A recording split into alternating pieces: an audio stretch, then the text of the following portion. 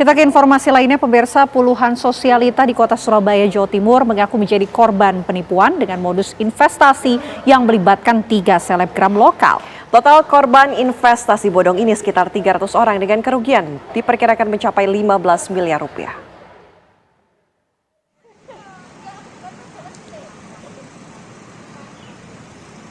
Inilah puluhan sosialita Surabaya yang mendatangi SPKT Polrestabes Surabaya melaporkan adanya dugaan penipuan oleh CV Cuan Group yang dikendalikan oleh 3 orang yang merupakan selebgram lokal berpengaruh di Jawa Timur. Dugaan penipuan bermodus investasi tersebut mengiming-imingi korban dengan bunga keuntungan hingga 17% setiap bulannya. Pada awal investasi tahun 2021, pemberian bonus oleh pengelola investasi berlangsung lancar.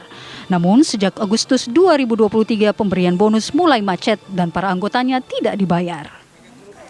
Karena geram, mereka beramai-ramai melaporkan kasus investasi bodong tersebut ke SPKT Polrestabes Surabaya. Oleh petugas SPKT, para korban disarankan untuk somasi terlebih dahulu terhadap terduga pelaku.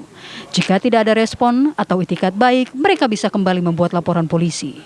Diduga kerugian dalam investasi bodong ini mencapai 15 miliar rupiah. Para korban bervariasi menitipkan modalnya mulai dari 100 juta hingga 800 juta. Waktu itu aku ikut yang program Agustus, 17 Agustus itu kan, itu 17% selama 1 bulan. Tak ikutkan 40 juta. Nah itu aku belum dapat profitnya. Baru modalnya itu aja, aku gak pengen profit, modalku aja yang balik. Para korban sudah berusaha menghubungi pengelola investasi bodong ini, namun menemui jalan buntu. Bahkan, para korban sempat mendatangi rumah salah satu pengelola investasi, namun yang dicari tidak ada dan diduga sudah melarikan diri. Dari Surabaya, Zainal Ashari, TV One mengabarkan. Lalu pemirsa, bagaimana awal mula ratusan warga ini tertipu investasi bodong? Sudah tersambung bersama kami adalah salah satu korban investasi bodong, Tessa Morena. Selamat siang, Mbak Tessa. Ya, siang. Mbak Tessa, mungkin bisa diceritakan kepada kami awalnya sampai tahu tertipu hingga mungkin kalau digabungkan 15 miliar rupiah ini seperti apa awalnya? Kalau saya pribadi, kebetulan saya di arisan fiktif ya. Jadi awalnya saya ditawarin dengan arisan bodong yang profitnya 1 bulan itu 15%. Tapi saya tidak mau, akhirnya ditawarin arisan agak maksa ya. Akhirnya saya mengiyakan. Terus setelah pembayaran keempat, pembayaran setiap bulan kan, terus yang pembayaran keempat itu sudah macet karena mereka sudah terbulat dengan investasi tadi. Oke. Kayak gitu. Mbak Tessa udah mengeluarkan korbannya di total. Mbak udah mengeluarkan uang berapa, Mbak? Kalau saya pribadi 33 juta. Jadi per bulannya 8,5 juta untuk pembayaran pertama, diiming-iming cashback 1 juta gitu. Kenal dengan orang ini dari mana? Apakah dari satu circle yang sama? Memang temankah atau seperti apa? Satu circle yang sama. Udah teman lama ya. Oh, teman lama, artinya kenal? Ya saling kenal, makanya saya percaya. Tapi awal mula bisa percaya selain karena teman, itu ada nggak sih Mbak tergiur apa gitu dari arisan bodong ini? Itu nanti saya di waktu pendapatan itu nanti saya untung 14 juta. Ya. Sudah pernah diambilkah untungnya? Ada berapa yang kemudian pernah dikembalikan? Belum pernah, karena saya pembayaran 4 kali itu udah macet ya, udah yang lain udah gak dapat pencairan, dan nomor 2, nomor 3 itu fiktif alias owner sendiri gitu. Kalau dapat kayak gitu. Kalau Mbak Tessa mulai merasa ada yang aneh dan mulai merasa nih investasi bodong, ini sejak kapan, Mbak? Ya ini sejak pembayaran pertama itu saya sudah curiga karena pencairan itu tidak di-share di grup. Oke. Gitu.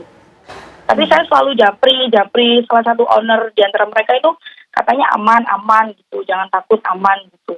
Sampai keempat akhirnya saya udah kayak, ini kayaknya nggak benar ini aku gitu. Saya minta berhenti gitu.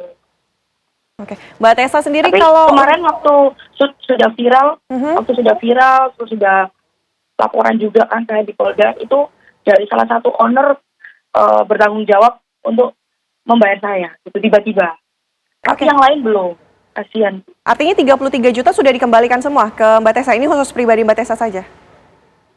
Iya, cuman saya aja yang kemarin dikembalikan. Gitu. Mungkin karena viral juga ya, terus karena salah satu dari owner itu punya tanggung jawab pribadi, mau mencairkan atas nama pribadi. Gitu. Oke, Mbak Tessa sendiri sudah melaporkan kasus ini ke pihak kepolisian? Iya, saya melaporkan ke Polda. Artinya dengan sudah dibayarkan, apa kemudian akan dicabut? Ya kalau saya pribadi akan saya cabut. Cuman ini kan saya bareng-bareng ya sama teman, dan yang teman yang lain itu belum dibayar gitu, Kak. Waktu sempat kontak oleh salah satu ownernya, Mbak, apa yang waktu itu disampaikan ke Mbak Tessa sehingga pada akhirnya, oh ini saya kembalikan nih uangnya Mbak Tessa? Saya nggak menyampaikan apa-apa, cuma tiba-tiba saya ditelepon, terus bilang untuk mengembalikan dana saya itu yang sesuai perjanjian atas nama pribadi dia. Saat dia menawarkan arisan ke saya kan dia kan agak maksa gitu. Sempat tanya nggak teman-teman yang lain ini gimana jadinya? Kok cuma punya saya yang dikembalikan? Saya juga bilang ini yang lain gimana? Tolong, kasihan gitu. Cuman katanya dia kalau yang lain ini harus tanggung jawab bertiga karena owner itu ada 3. Kalau saya sendiri itu kebetulan dia sendiri atas nama pribadi yang akan berjanji mengganti saya kalau ada apa-apa di dalam arisan atau investasi ini. Oke, Mbak Tessa sendiri pernahkah mempertanyakan kepada owner yang tadi menghubungi Mbak Tessa juga, mengatakan kenapa akhirnya ini investasi bisa akhirnya bodong gitu? Apa memang dari awal investasi bodong?